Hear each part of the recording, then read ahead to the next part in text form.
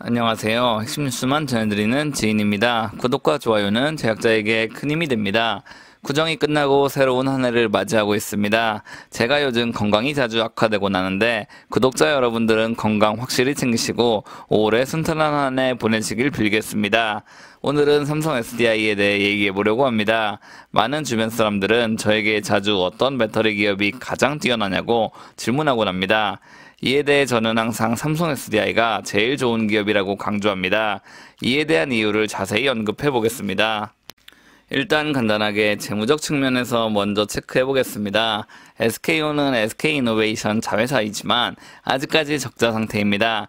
SK온의 미래 성장성을 고려해 SK이노베이션의 주식을 미리 선점하는 전략도 나름 진보된 전략이지만 저는 적극 말리고 싶습니다. 왜냐하면 증권업계에서 가장 조심해야 하는 것이 SK그룹 계열사를 매수하는 것 또는 카카오 계열사 주식을 매수하는 것이기 때문입니다. 일단 LG에너지솔루션의 영업이익률을 보시면 2021년에는 4.3%, 2022년 5.6%를 기록할 것으로 전망됩니다. 삼성 SDI는 2021년 7.88%, 2022년 9.38%를 기록할 것으로 전망됩니다. 왜 이런 차이가 발생하는 것일까요?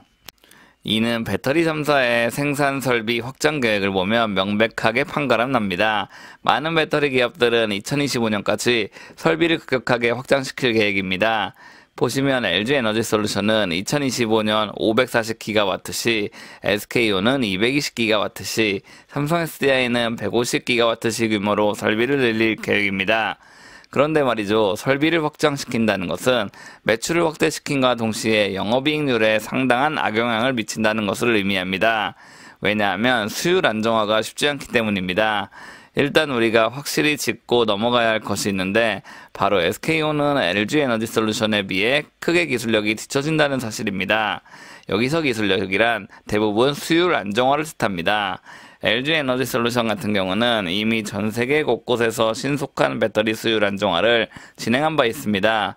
이에 반해 SK온은 상대적으로 수율 안정화 기술이 부족하기 때문에 LG에너지솔루션의 인력을 빼돌리는 사태까지 발생했고 결국 둘은 소송전까지 치르게 된 것입니다.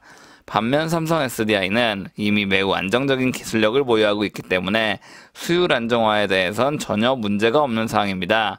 왜 이런 결과가 발생했을까요? 이는 배터리 3사의 경영 철학이 매우 상이하기 때문입니다. LG에너지솔루션의 전략은 CATL과 거의 동일합니다. 규모의 경제에 가장 초점을 맞췄으며 미국에서 독보적인 투자를 단행해 세계 1위 자리를 차지하겠다는 계획입니다. SK온도 1600GW시 수주를 기반으로 LG에너지솔루션과 유사한 전략을 취하고 있습니다. 다만 아직까지 적자이며 기술력이 뒤떨어진다는 데 문제가 있습니다.